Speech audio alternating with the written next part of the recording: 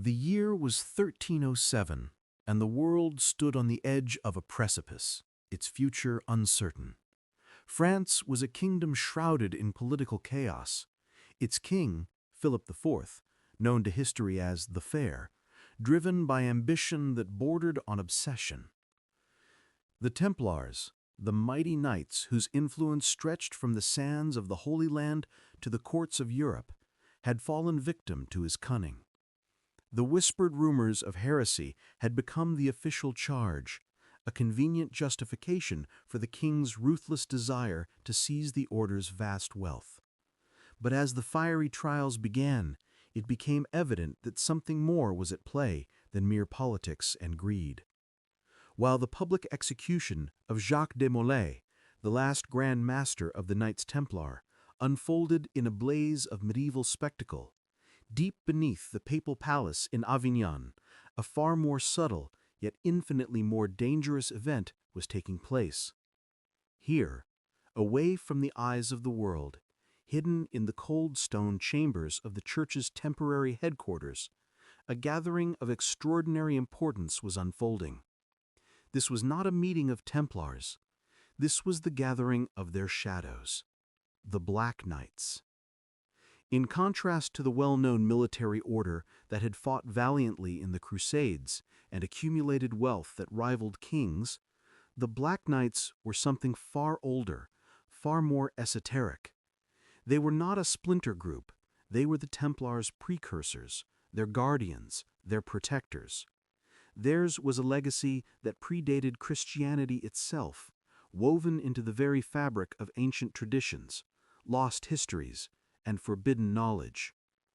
These were men who held secrets of the world's creation, secrets hidden from the very institutions that sought to shape history according to their own vision.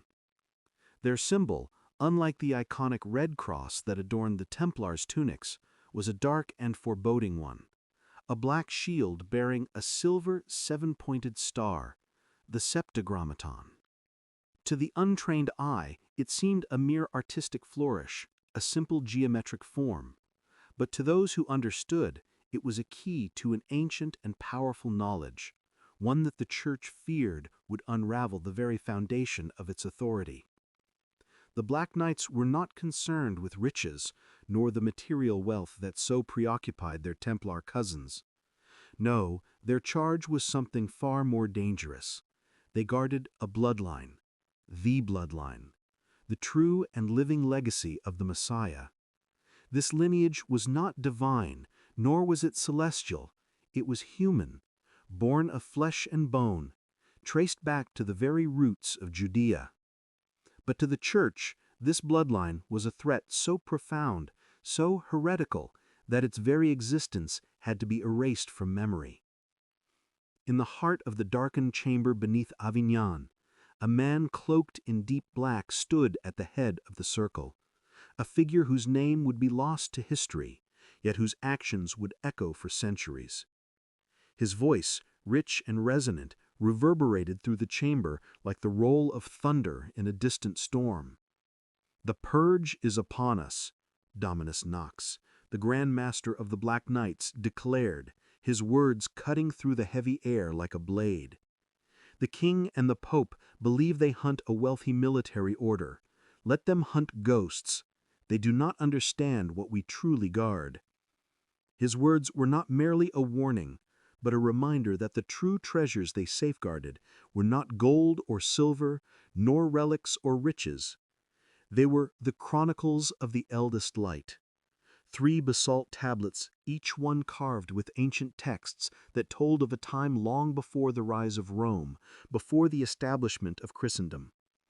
These texts, forgotten by all but a few, held a dangerous truth, a truth about the very nature of human history and the divine right of kings. It was this knowledge, the knowledge of a global society based on merit, egalitarianism, and wisdom, that would forever threaten the power structures of the Vatican. The message encoded in the Chronicles was not just a religious alternative, but a call to dismantle the systems of monarchy and clerical authority that had held sway over Europe for over a millennium. And so, the Black Knights, in their infinite secrecy, took up the mantle to protect these truths, ensuring that they remained hidden from all those who would use them to solidify their rule. As Dominus Knox's voice reverberated off the stone walls, the men in the room understood the magnitude of the moment. It was not only their order, their very existence that was at risk. It was the very memory of the past, the truth of history itself, that would be wiped away by the powers that sought to control the present. For a moment, there was silence. The heavy weight of history hung in the air, thick and suffocating. Then Dominus Knox turned his gaze to the Obsidian Seal upon the table before him. The Obsidian Seal, the emblem of their order, their protection, and their ultimate weapon. It was a symbol of their eternal vigilance, the final safeguard of the knowledge they carried. "We will vanish, but we will not be forgotten," he continued, his voice a whisper now. "As long as the seal exists, as long as the bloodline remains, we will endure. And when the time comes, when the serpent's key is found, the truth will rise again." Outside the chamber, beyond the walls of Avignon, the storm clouds of fate gathered. King Philip's decree would soon be carried out, and the Templars would fall. But what history would record was far a cry from what was truly unfolding. The Black Knights were not simply hiding their knowledge. They were ensuring that, when the moment was right, they would rise from the shadows, and their truth would finally come to light. The Black Knights knew that their survival depended on secrecy, absolute secrecy. As the papacy began its relentless purge of the Templars, it quickly became apparent that the order's wealth and influence were not the true targets of the king and pope. It was the knowledge that lay hidden in the dark corners of history, the truths that could shake the foundations of the Church's dominion over Europe. To safeguard this knowledge, the Black Knights set in motion a plan so intricate, so carefully constructed, that its execution would alter the course of history itself. This plan, known only as the Trident Protocol, was a three-pronged escape that would ensure the protection of their most sacred secrets. The protocol had been devised long before the fall of the Templars, designed for a moment such as this, when the very existence of the Black Knights and their bloodline was under threat. Each branch of the protocol had its own purpose, its own destination, and each was executed with the precision of a finely tuned clock. The first group, known as the Northmen, was tasked with carrying the bulk of the Order's wealth, though not the most precious of their treasures, across the seas to Scotland. There, under the protection of Robert the Bruce, the Black Knights would blend into the political and cultural landscape of the Highlands, biding their time. This would later become the foundation of what would evolve into the Scottish Rite of Freemasonry, a fraternal order that, unbeknownst to most, carried the ancient secrets of the Black Knights within its rites and rituals. The second group, the Navigators, took to the seas. They were the most crucial contingent, tasked with carrying the living members of the bloodline, those who still carried the sacred genetic heritage of the ancient kings, to the New World. Across the vast, uncharted Atlantic, they sailed in secret, far beyond the reach of the Church and its agents. Their destination was not known to history, for it was a place so remote, so hidden, that even the most daring explorers of the time had no knowledge of it. There in the untouched lands of the West, the bloodline would survive, untouched by the purging flames of Europe. But the most secretive and dangerous mission was that of the Custodians, a small, select group led by Dominus Knox himself. These men were not just guardians of the bloodline, but the keepers of the most sacred knowledge of all, the Chronicles of the Eldest Light. These ancient basalt tablets, inscribed with the forbidden texts that told of the true origins of humanity and its connection to the divine, had to be hidden away from the eyes of both the Church and the outside world. Their chosen sanctuary was not just any place. It was the ancient stronghold of Montségur, nestled high in the Pyrenees, a fortress that had once been the site of the Cathar resistance to the Catholic Church. The Cathars, a heretical sect in the eyes of the Church, had been wiped out during the Albigensian Crusade in the early 12th century, their beliefs branded as a threat to the authority of Rome. The Black Knights knew Montségur well, not as a symbol of Catharism, but as a place of hidden power, a site where ancient secrets had once been kept. The Cathars had hidden something there before their destruction, something that had eluded the Church's most determined efforts to find it. The Black Knights, aware of this, saw Montségur as the perfect place to conceal their own treasures. However, they did not seek refuge in Montségur's walls. They sought something far deeper, the network of natural caves that stretched beneath the mountain like the roots of an ancient tree. These subterranean passages, known only to a few, were a sunken cathedral, a place where no Catholic symbols had ever been carved, where no trace of the Templars or Cathars remained. It was here that the Chronicles of the Eldest Light would be sealed away. The process of securing the tablets was shrouded in secrecy. The custodians worked in silence, the only sounds in the cave the faint scrape of chisels against stone as they sealed the chronicles within a hidden vault. The final step of the ritual was a cryptic incantation, spoken in the language lost to time, Aramaic, the tongue of the ancient world, the language of Christ himself. This was a final safeguard, a promise that the chronicles would remain untouched, their knowledge hidden until a time far distant, when the world might be ready to accept the truth. The vault was sealed with the Obsidian Seal, the black shield bearing the seven-pointed star. No one would ever know the true location of the sunken cathedral, for the Black Knights ensured that all maps and records referencing Montségur would be altered, erased, or destroyed. The only remaining clue was the symbol itself, the septagrammaton, the key to unlocking the truth. And so the Black Knights disappeared from history. The world would believe that they had been scattered, broken, or destroyed. The name of Montségur would remain in the annals of the Cathar tragedy, its secrets buried under the weight of centuries. But in the deep, forgotten caves beneath the mountain, the legacy of the Black Knights endured, hidden in plain sight, waiting for the moment when the world would be ready to remember. For now, their mission was complete. The chronicles were safe, and the bloodline was hidden, scattered across the world. But as time would show, nothing remains hidden forever. The world, unknowingly, would continue to turn until the whispers of the past began to rise again. The years that followed the dispersion of the Black Knights were ones of shadow and silence. Their physical presence had vanished from Europe, but the ripple effects of their existence stretched far beyond the immediate aftermath of their flight. The secret of their survival, hidden within the remote corners of the world, was safeguarded by those who understood its value.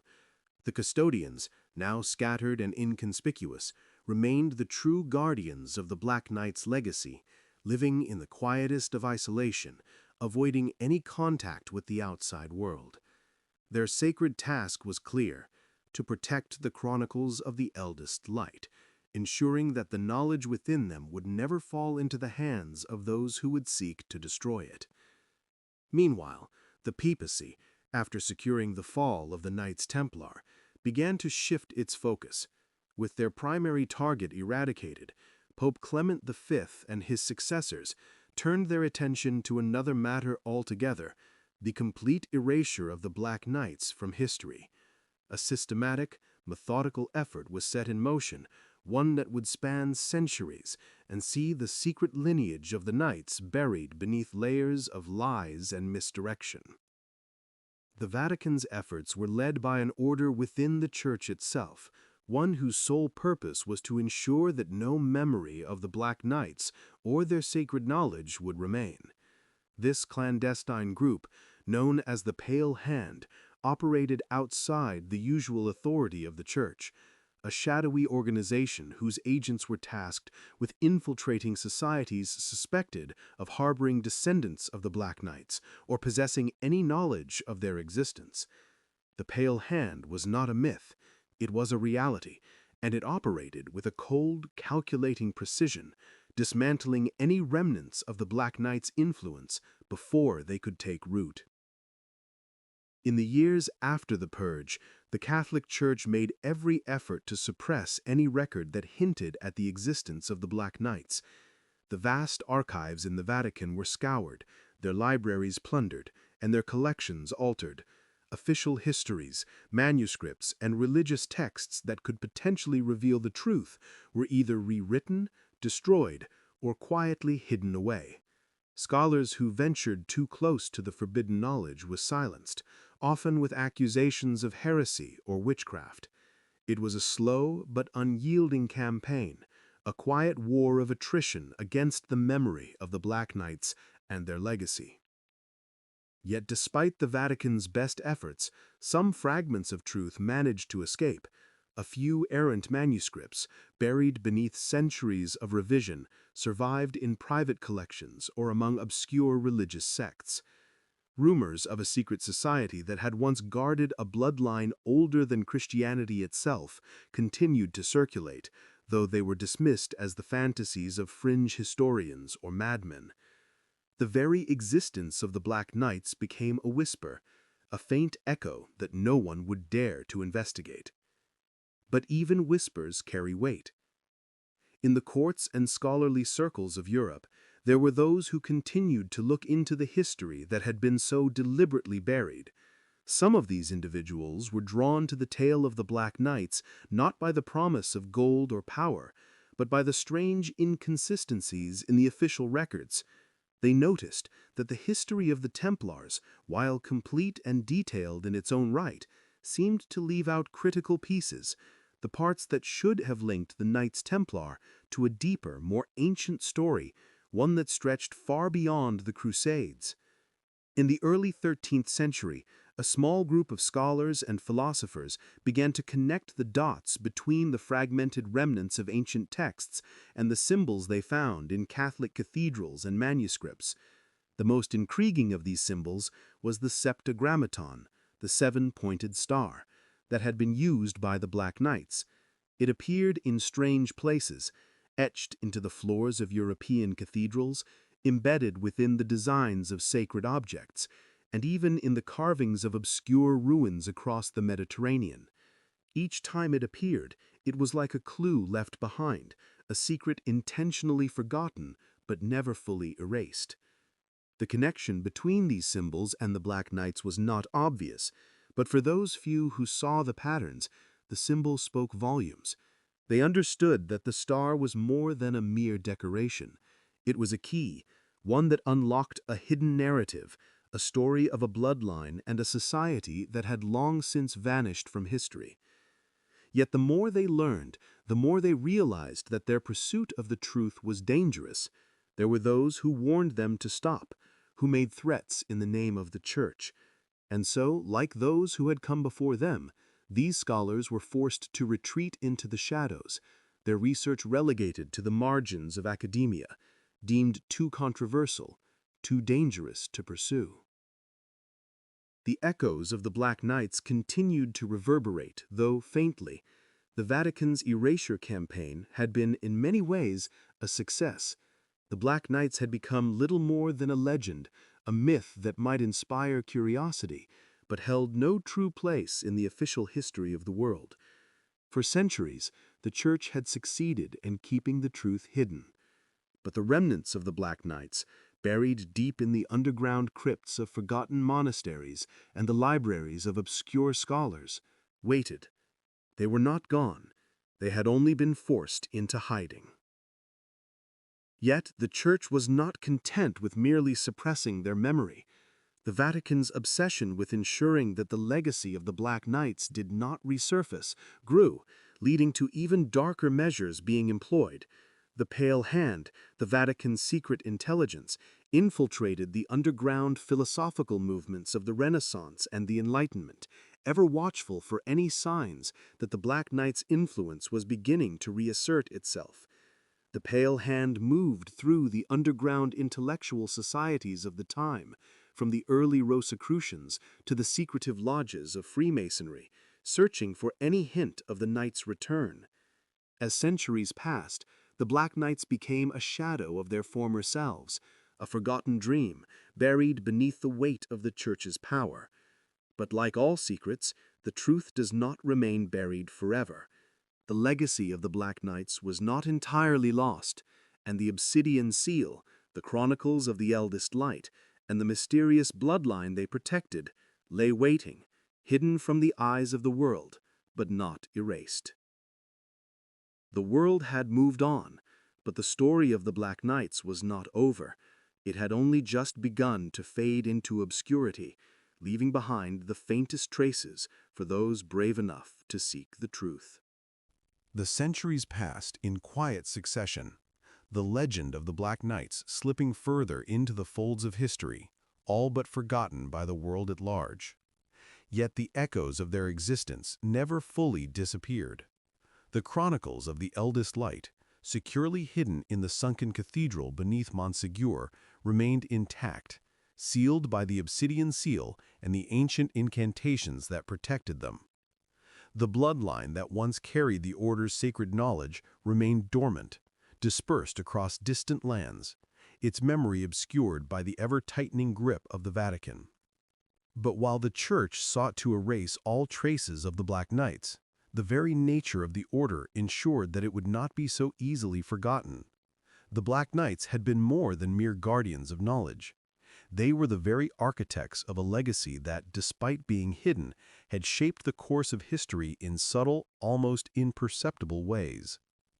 Over the centuries, their influence continued to ripple through the halls of power and learning, sometimes in ways that could not be immediately recognized.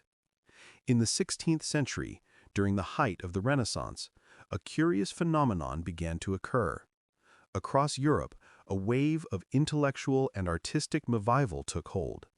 Fueled by the rediscovery of ancient texts, classical philosophy, and esoteric knowledge. The humanist movement, which sought to revive the ideals of ancient Greece and Rome, found fertile ground in the courts of Italy, France, and England. But within this flourishing of thought, there lingered a darker, more secretive undercurrent, an undercurrent that some began to trace to the mysterious symbols of the Black Knights. The septagrammaton, the seven-pointed star that had once marked the insignia of the Black Knights, began to reappear in the works of Renaissance artists and scholars. It was subtle at first, disguised as a mere geometric motif, an emblem of sacred geometry, but to those who knew what to look for, it was unmistakable.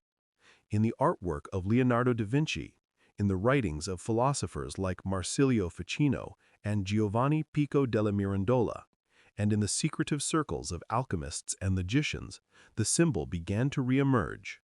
These were not random occurrences.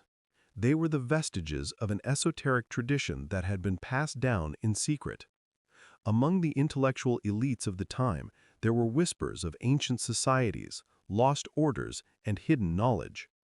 These whispers were not entirely without basis. Many of the most prominent thinkers of the Renaissance were aware, either directly or indirectly, of the existence of the Black Knights and their secret legacy. Some of them were even drawn into the orbit of these hidden societies, where they began to uncover fragments of the knowledge that the Black Knights had protected.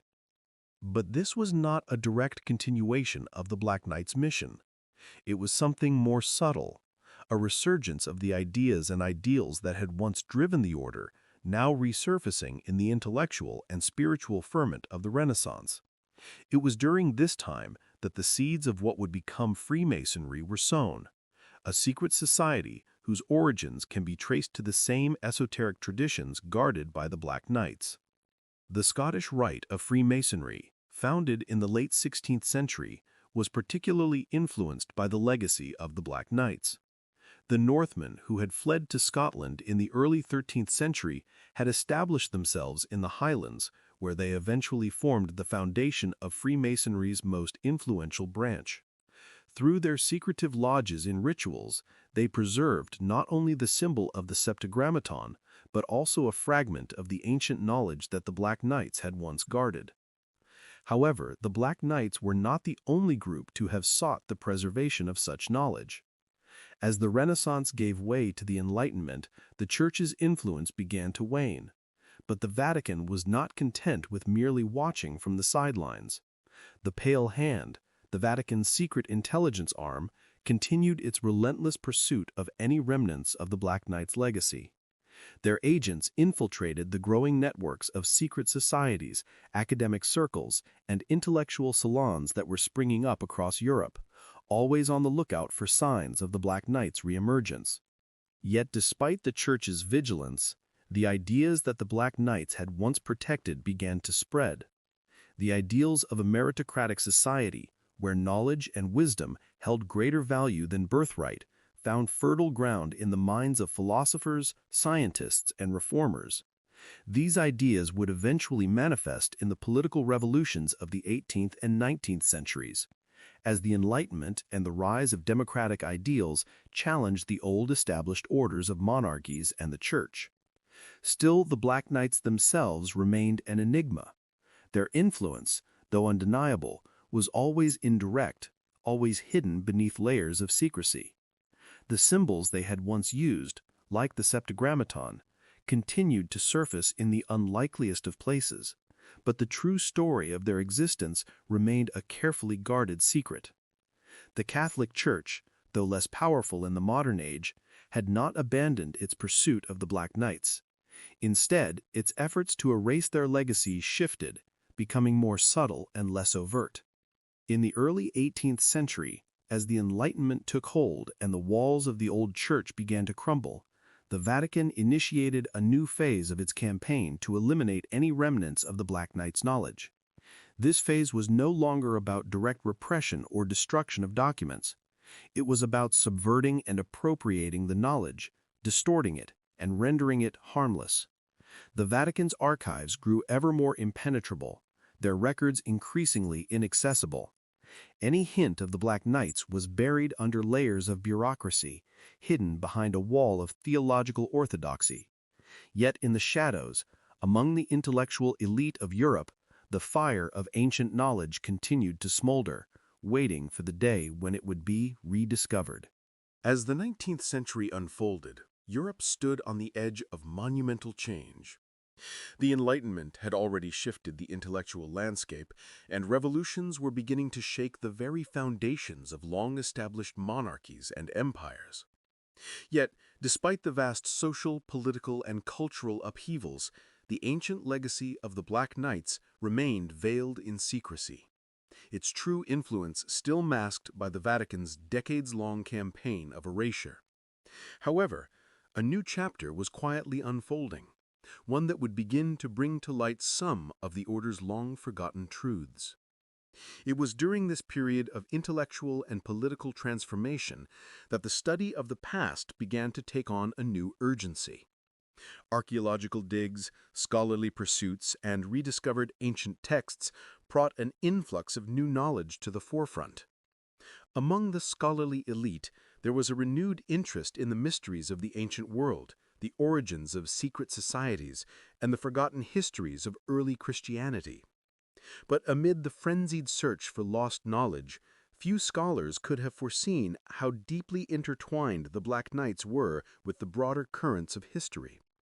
The legends of the Templars and their mysterious demise still lingered, but now, in the quietest corners of academia, new theories began to take root.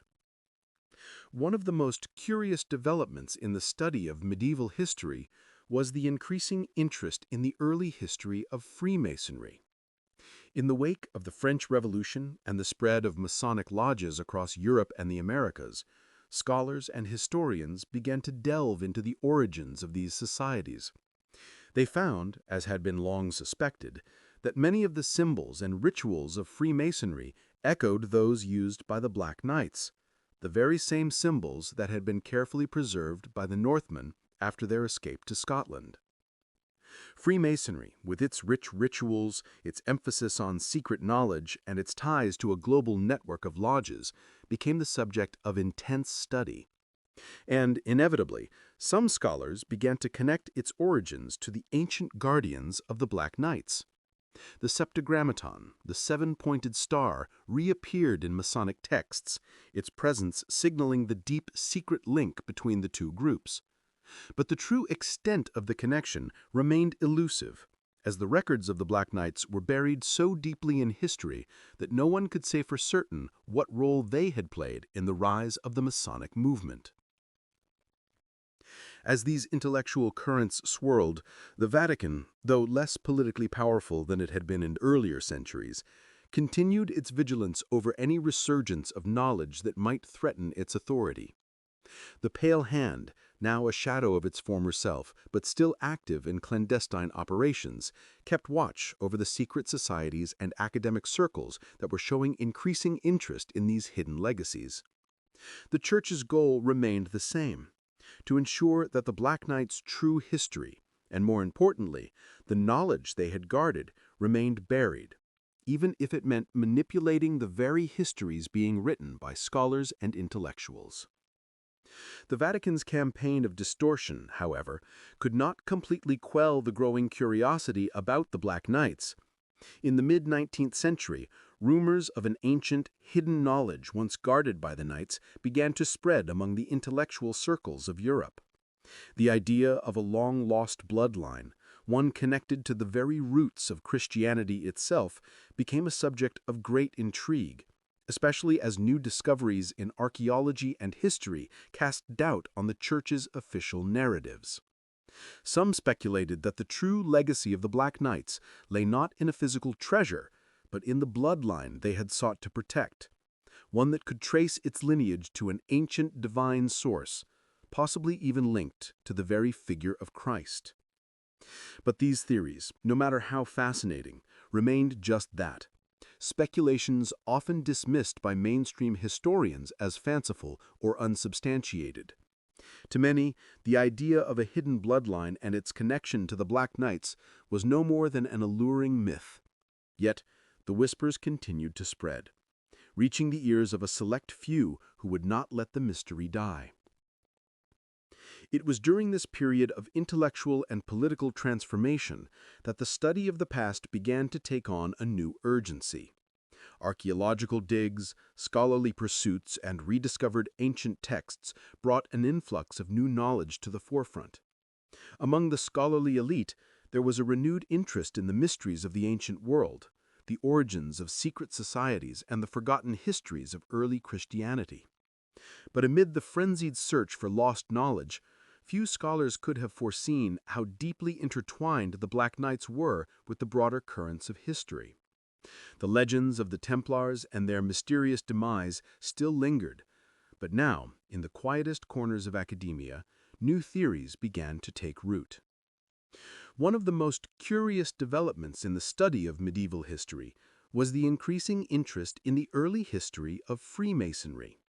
In the wake of the French Revolution and the spread of Masonic lodges across Europe and the Americas, scholars and historians began to delve into the origins of these societies.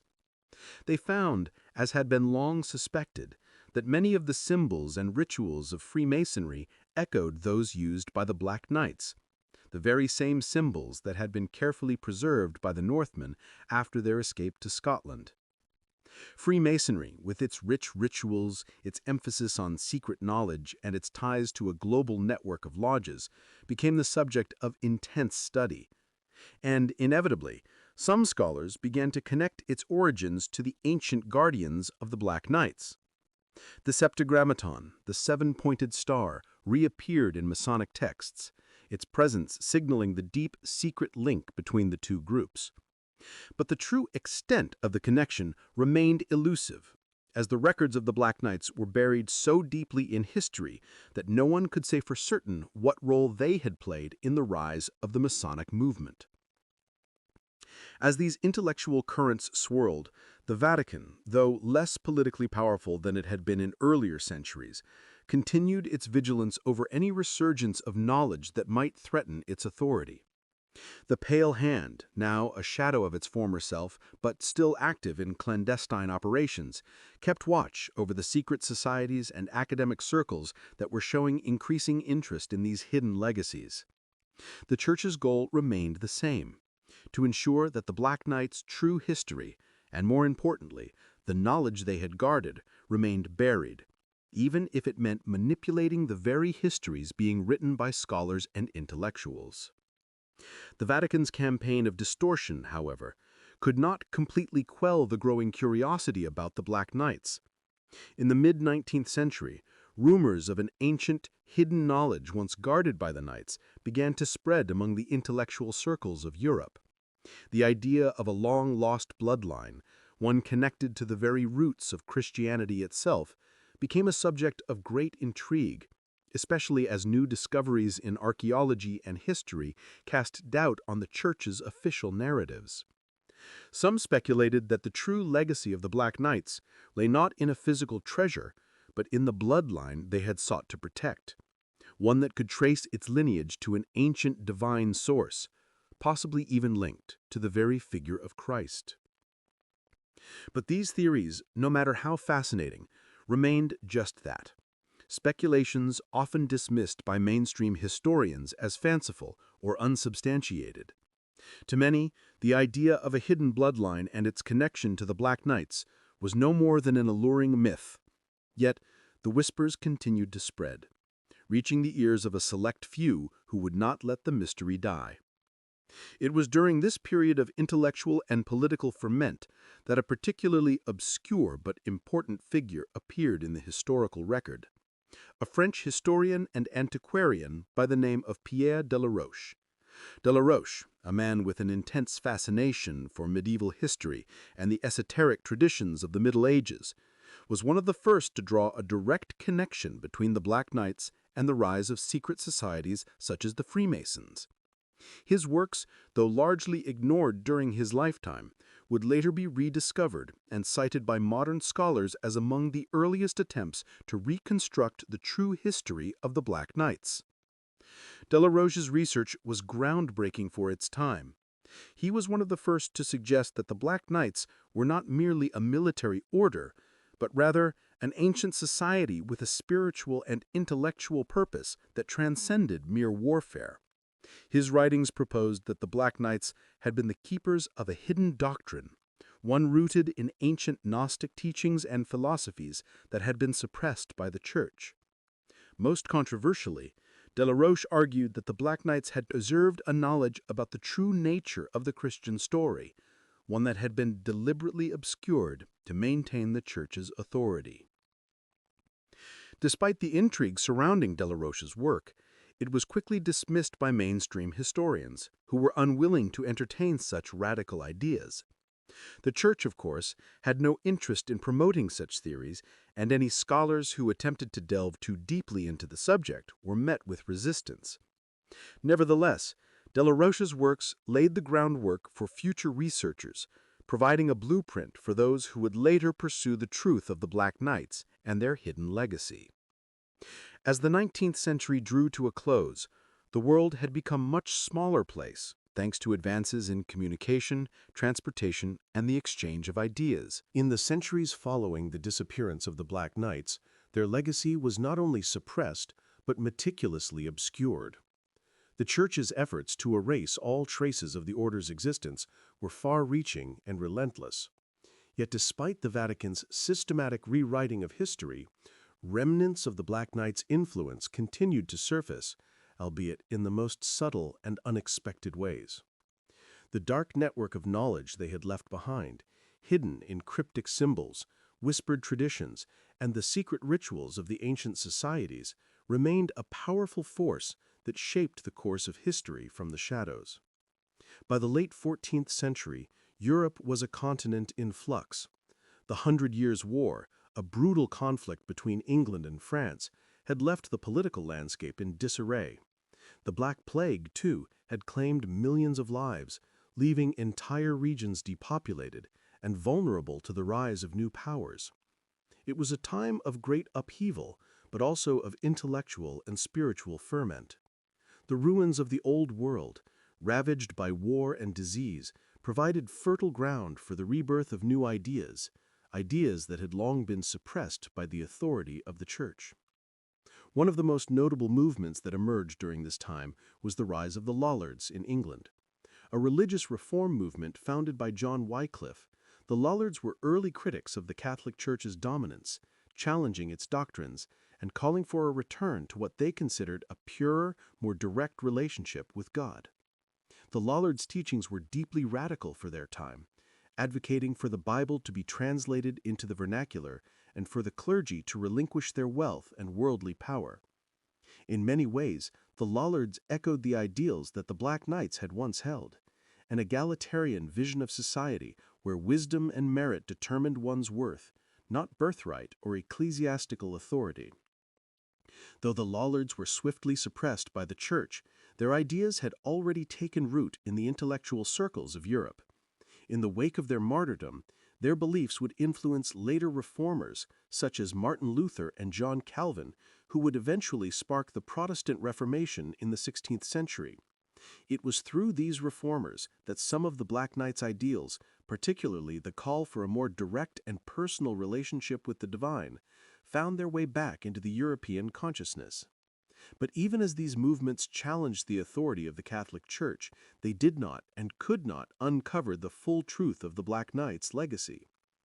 Throughout the 15th and 16th centuries, as the Church's power began to wane, secret societies emerged, many of which found inspiration in the esoteric knowledge that had been guarded by the Black Knights.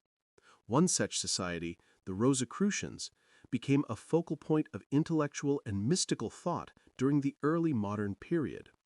This secret order, which professed to possess ancient, hidden knowledge about the nature of the universe and the human soul, became a major force in Europe's spiritual and scientific circles.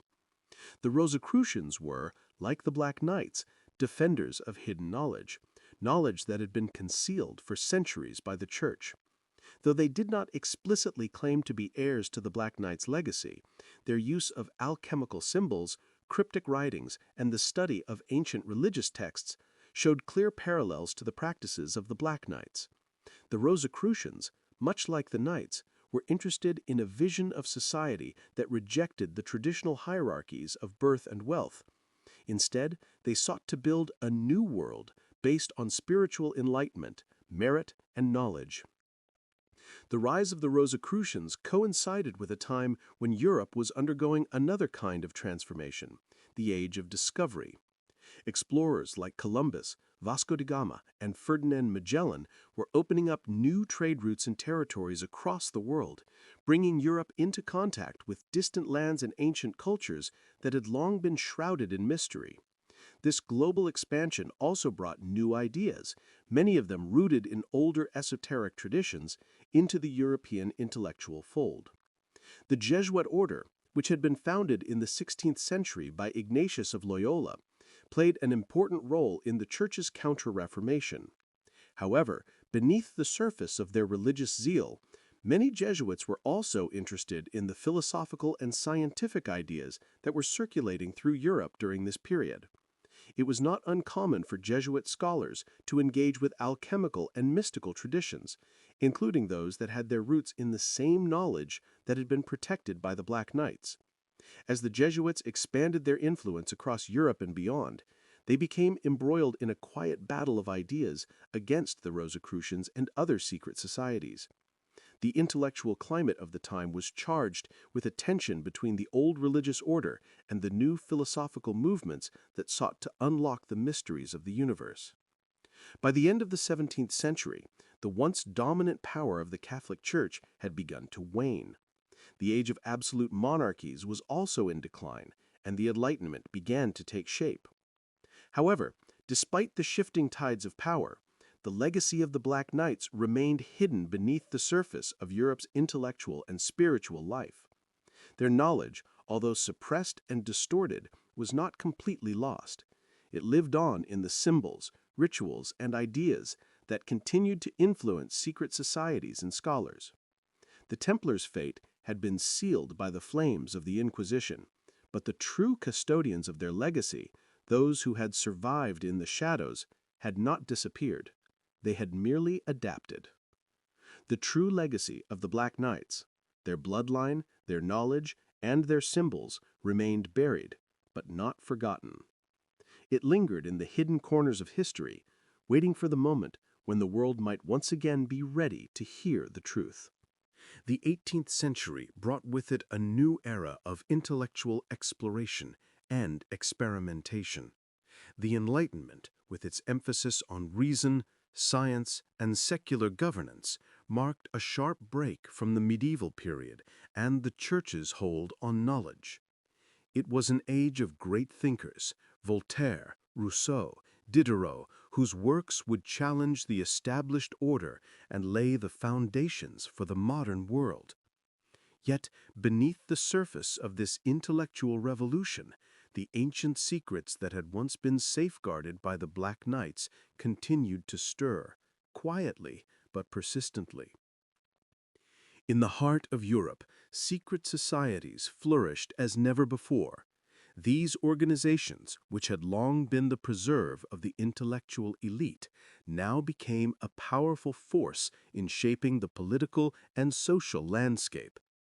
At the forefront of these societies were the Freemasons, a brotherhood whose origins could be traced directly to the remnants of the Black Knights, particularly the Northmen who had sought refuge in Scotland after the fall of the order.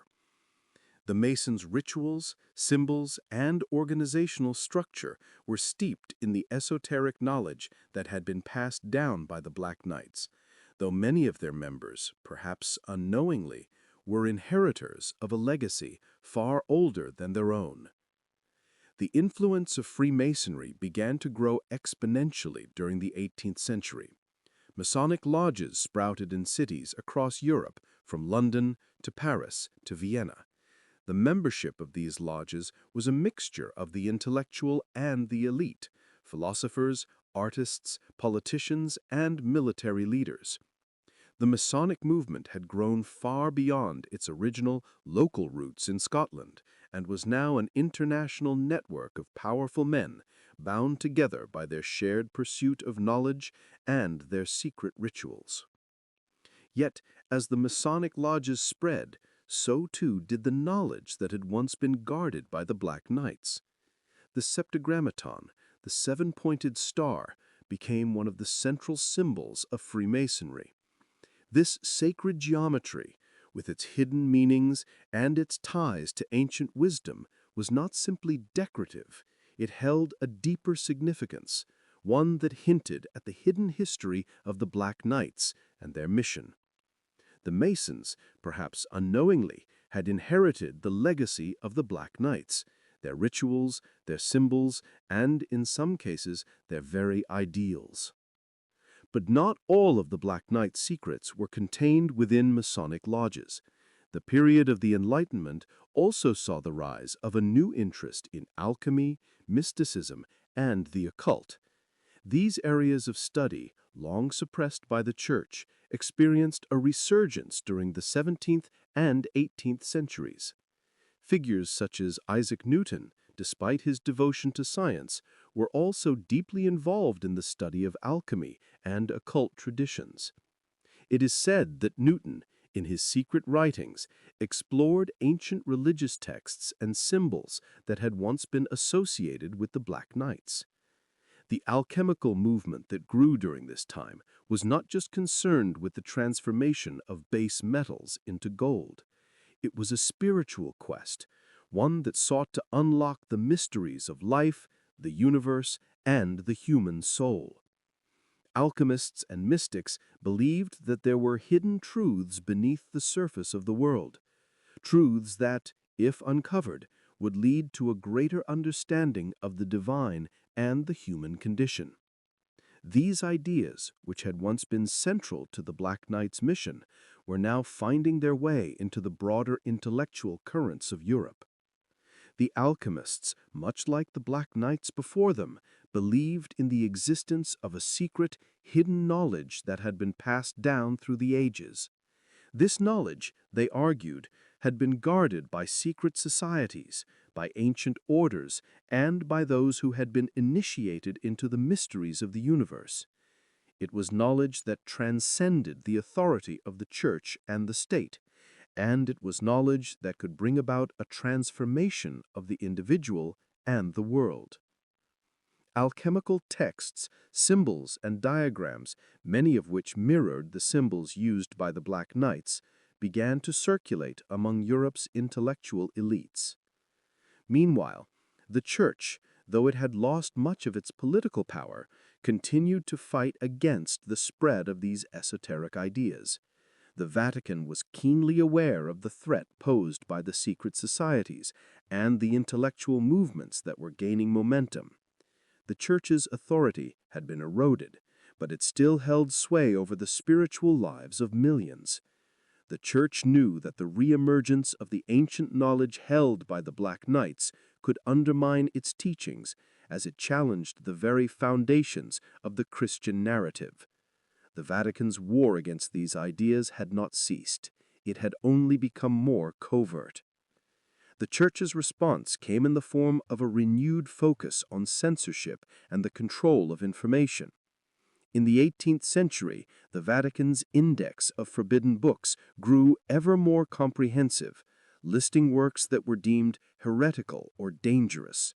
Books that explored alchemy, Gnosticism, or any form of esoteric knowledge were systematically banned, and the Church's Inquisition, though less powerful in previous centuries, remained vigilant in its efforts to root out dangerous ideas. But despite these efforts, the cat was already out of the bag. The intellectual landscape of Europe had been irrevocably changed. The old world was crumbling, and a new world was taking shape. The legacy of the Black Knights, hidden for so long beneath layers of myth and suppression, began to re-emerge in the most unlikely of places, in the intellectual salons of Paris, in the secret lodges of Freemasons, and in the alchemist's laboratory. The story of the Black Knights was far from over. It was merely waiting for the right moment to be told. By the dawn of the 19th century, Europe had undergone profound transformations. The old certainties of the past were beginning to crumble beneath the weight of new ideologies. The Enlightenment had brought with it a shift in the way people viewed the world, and the French Revolution had shaken the very foundations of monarchical rule. Political power had fractured, but intellectual power was on the rise. Among the fervent changes taking place, a quiet and steady undercurrent of secret societies, hidden knowledge, and suppressed histories continued to influence the course of events. In the wake of the Revolution, France was left in turmoil, its monarchy destroyed, its aristocracy decimated.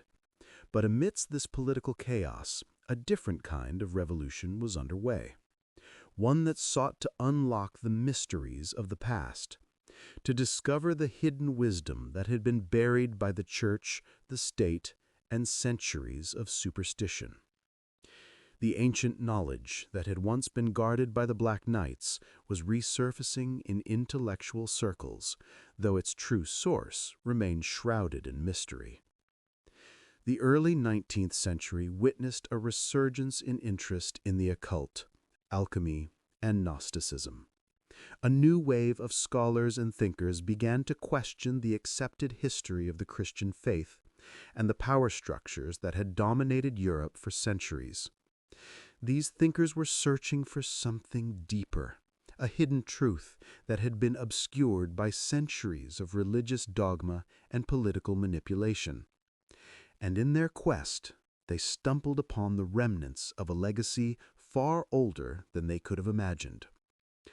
One of the most important developments during this time was the growing influence of occultism and esotericism. Secret societies, such as the Hermetic Order of the Golden Dawn, began to take shape in the latter half of the 19th century, bringing together like-minded individuals who sought to explore hidden truths and ancient wisdom. The Golden Dawn was not the only society to emerge during this time. There were others, such as the Theosophical Society, founded by Helena Petrovna Blavatsky, which sought to combine Western esoteric traditions with Eastern philosophies. The influence of these societies, like the Freemasons before them, was not merely intellectual. They began to attract influential figures from across Europe. Writers, politicians, artists, and scientists were drawn to the allure of the hidden knowledge these societies promised. Theosophists like Blavatsky argued that the true history of humanity was not as it had been presented by mainstream religion, but was instead a complex web of ancient civilizations, esoteric traditions, and spiritual teachings that had been deliberately hidden from the public.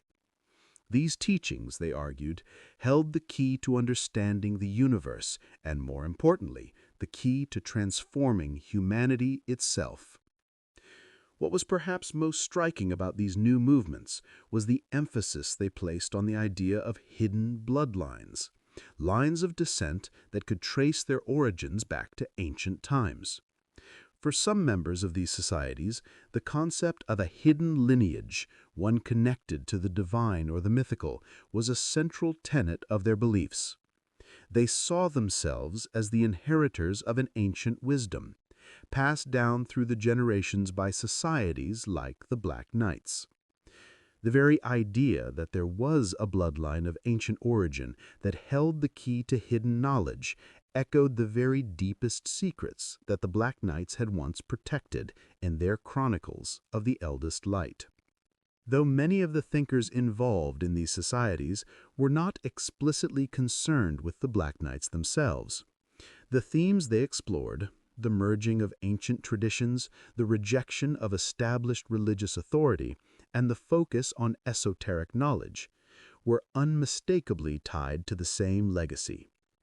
The search for a hidden, divine bloodline, one that could unlock the secrets of the universe, was reminiscent of the very teachings the Black Knights had once guarded in their Chronicles of the Eldest Light. As the 19th century progressed, a new wave of interest in Gnosticism also took root. The ancient Gnostic texts, which had been long suppressed by the Church, were being rediscovered. The Nag Hammadi Library, a collection of early Christian Gnostic texts, was uncovered in 1945. But in the years prior, scholars had already begun to seek out the lost knowledge of the early Christian sects that rejected orthodox teachings. These Gnostic texts offered an alternative view of Christianity, one that focused on secret knowledge and a direct personal relationship with the divine. The Gnostics, like the Black Knights, believed that the true nature of the divine was hidden, and that only through esoteric knowledge could one come to understand the true nature of reality. The Gnostic revival was part of a larger intellectual movement that sought to unearth hidden histories and alternative narratives. It was a period when the boundaries of knowledge were being pushed outward, and the ancient knowledge that had been concealed for centuries was slowly coming back into focus. This intellectual revival did not go unnoticed by the Vatican, which remained vigilant in its efforts to control what knowledge could be disseminated to the public. The Catholic Church, despite its waning political influence, was still powerful in its control over the spiritual lives of millions. The Church's Inquisition, though no longer as lethal as in the past, still served as a powerful tool for rooting out dissenting ideas. The Vatican continued its policy of repression, especially when it came to the teachings of the esoteric societies and the Gnostic revival. Even as the Church worked to control the flow of ideas, however, the tide of intellectual inquiry could not be stopped. the legacy of the Black Knights and the forbidden knowledge they had protected had found a new home in the minds of the thinkers, writers, and philosophers of the 19th century. But as the century drew to a close, the full extent of the Black Knights' influence, both their knowledge and their bloodline, remained just out of reach. The true story of the Black Knights, their role in the hidden history of Europe, and the secret they had guarded for so long, was still buried in the shadows, its existence denied by those who held power. Yet the seed had been planted. The knowledge they had protected had not been destroyed. It had merely been scattered across the intellectual and esoteric traditions of the modern world, waiting for someone to piece it all together. The 20th century dawned with the promise of great progress and transformation, but beneath the rapid rise of modern technology, there was a quiet resurgence of interest in the secrets of the past. The upheaval caused by the Great War, the collapse of empires, and the dawn of a new, industrialized age did not erase the longing for lost knowledge. Rather, it intensified it. The fascination with ancient wisdom, esoteric teachings, and the occult that had grown throughout the 19th century blossomed further in the early 20th century with the rediscovery of old symbols, rituals, and mythologies. In the years following the First World War, there was a marked increase in interest in the occult and esotericism, particularly in Europe. The devastation of the war, which had shattered old political orders and left much of Europe in ruins, contributed to a sense of spiritual disillusionment. The horrors of trench warfare and the loss of life left many searching for something deeper than the material world could offer. Spiritualism, which had gained momentum in the late 19th century, flourished. Seances, channeling of spirits, and the belief in hidden forces beyond human perception became widely popular. At the same time, secret societies such as the Rosicrucians, Freemasons, and the Hermetic Order of the Golden Dawn continued to attract prominent figures, many of whom were well-known intellectuals, artists, and political leaders. The society's fascination with ancient wisdom, alchemy, and the lost secrets of the past grew more pronounced, and new initiates were drawn into their mysteries. Many of these societies, though outwardly focused on spiritual enlightenment or philosophical ideals, were at their core custodians of the very secrets that had been hidden by the Black Knights for centuries. These organizations did not simply preserve knowledge, they guarded it with a silent intensity, knowing the power it contained. One such figure who sought to unlock the secrets of the Black Knights was René Guénon, a French philosopher and writer whose work focused on the study of traditional metaphysics and the perennial philosophy that had been passed down through the ages. Guénon's writings emphasized the idea that true spiritual knowledge had been lost and that the modern world had strayed far from the wisdom of the ancients. He believed that societies like the Freemasons and the Rosicrucians were the last remaining keepers of this ancient wisdom, though its true meaning was obscured from most of their members. Guénon's influence in the early 20th century was significant, and he became one of the foremost advocates for the study of esoteric traditions. In his writings, Guénon traced the roots of secret societies back to ancient times, arguing that they preserved a hidden knowledge that transcended the religions and political systems that had dominated the West. He also pointed to the Gnostic and alchemical traditions as part of this lost spiritual heritage, traditions that had once been central to the Black Knights' philosophy. Guénon's work rekindled interest in the connection between these societies and the ancient teachings of the past, many of which had been suppressed by the Church. Simultaneously, in the wake of the war and the collapse of established structures, a new generation of intellectuals, occultists, and artists began to rediscover the deep connection between these ancient teachings and the mystical undercurrents of European history. Figures such as Aleister Crowley, Carl Jung and Madame Blavatsky continued to explore the vast reservoir of occult knowledge, and many of their ideas echoed themes once central to the Black Knight's secret doctrine. Crowley, in particular, embraced the notion of ancient hidden wisdom, claiming that the spiritual path of humanity had been corrupted by institutions like the Church, and that true enlightenment lay in understanding the secret forces that governed the universe. His own work, influenced by his study of ceremonial magic and occult traditions, reflected the same themes that had been central to the Black Knight's doctrine: hidden knowledge, spiritual transcendence, and the breaking of religious and societal constraints. At the same time, the world was growing smaller, as global communication and transportation connected people in ways never before possible. The rise of mass media, including radio and early cinema, made the dissemination of ideas easier and faster. The hidden knowledge of the Black Knights began to seep into the popular consciousness in the form of books, films, and lectures.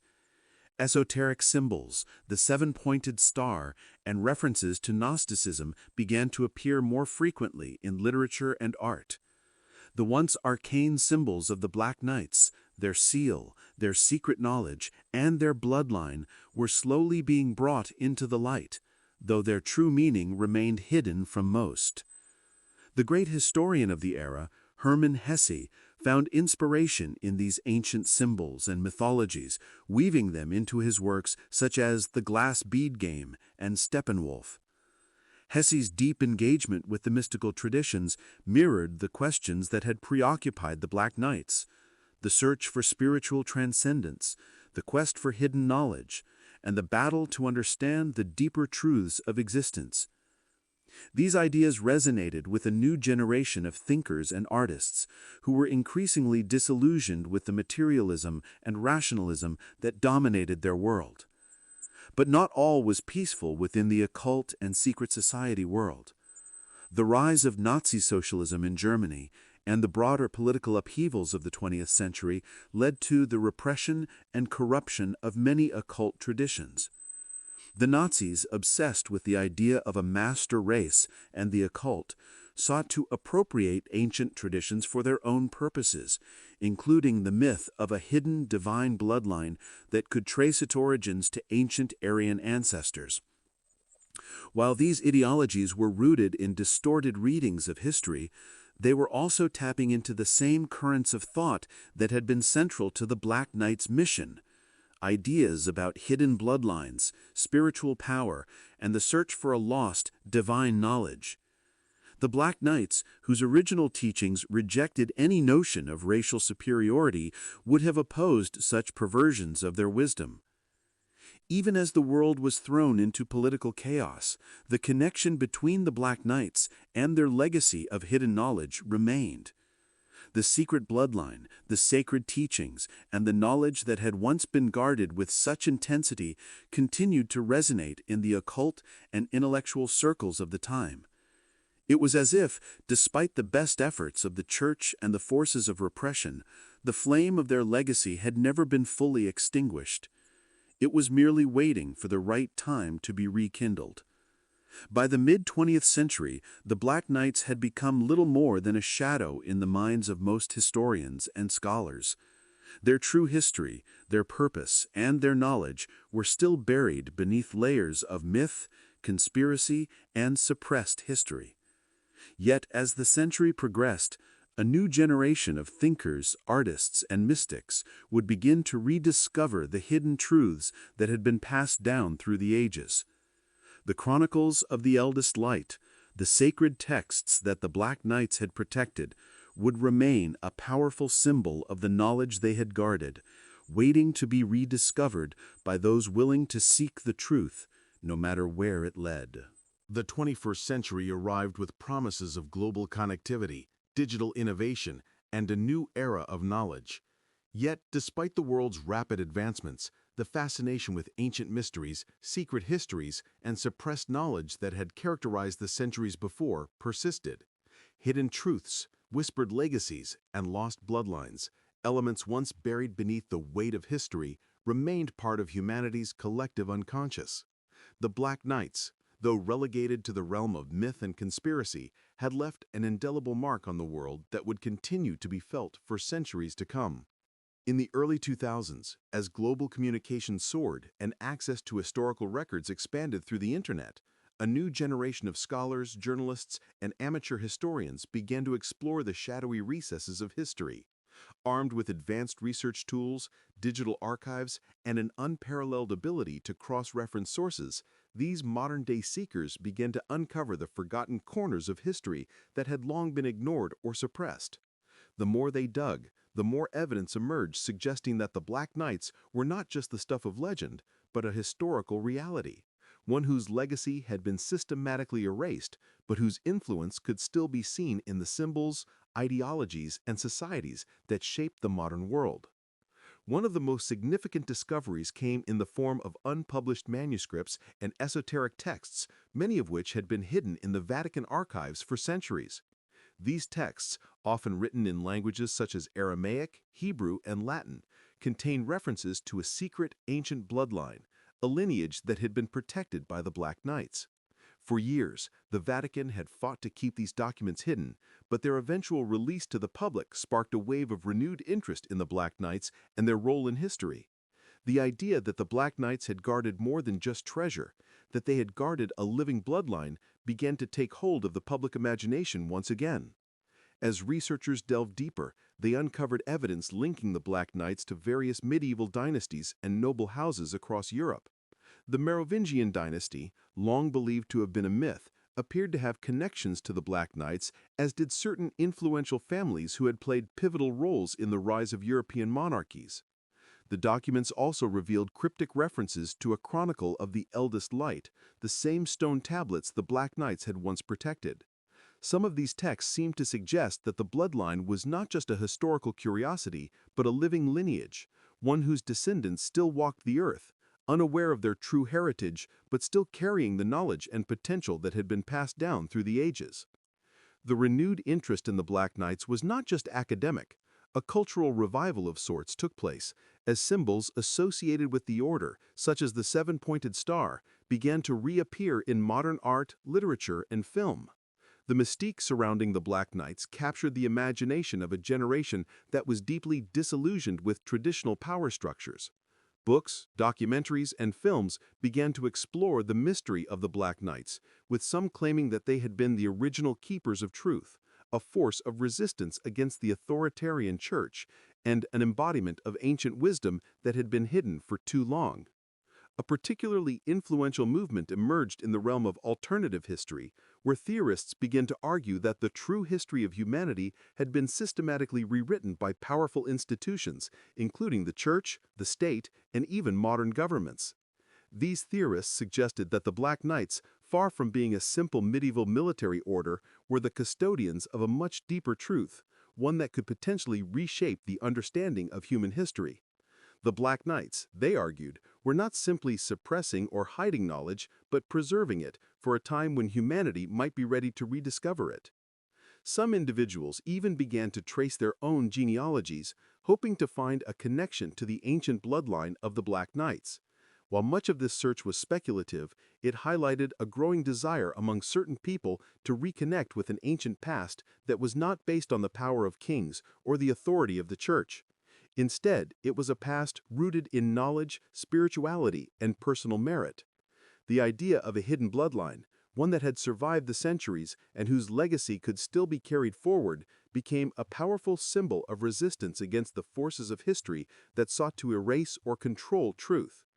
But even as the world continued to uncover the past, there were those who sought to protect the secrets that had been guarded by the Black Knights for so long. As the ancient knowledge of the Black Knights began to emerge into the light, shadowy organizations, the modern-day descendants of the Pale Hand, continued their work. These secretive groups, whose membership often included powerful individuals in politics, business, and religion, were determined to ensure that the true history of the Black Knights and their bloodline remained hidden. They sought to control the narrative, to prevent the full story from being told. The battle between those who sought to uncover the truth and those who wanted to keep it buried became a central theme of the 21st century. The question of whether the legacy of the Black Knights would be revealed in its entirety or whether it would continue to be suppressed remained an open one. But what became clear was that the Black Knights, despite all attempts to erase them from history, had never truly disappeared. Their influence had permeated through the centuries, shaping the course of history in ways that had yet to be fully understood. The Chronicles of the Eldest Light, once thought to be lost forever, were now the subject of intense academic and philosophical scrutiny. As more texts, symbols, and artifacts were uncovered, scholars and seekers alike began to piece together the true story of the Black Knights. But even as they came closer to understanding the full scope of the Order's mission, there was an undeniable sense that the final chapter of the Black Knights' legacy had yet to be written.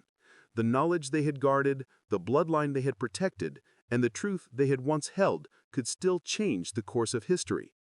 And so the Black Knight story, the story of their rise, their fall, their hidden bloodline, and their centuries-long battle to preserve the truth, remained an unfinished tale. The quest for the Eldest Light was not over. It had merely entered a new chapter, one in which the forces of history, knowledge, and power would continue to collide. The legacy of the Black Knights had survived the centuries, and with it, the promise of a truth that could not be silenced. The final whispers of the Black Knights, their seal, their symbol, their bloodline, had not been extinguished. They were still there, waiting for the right time to rise again.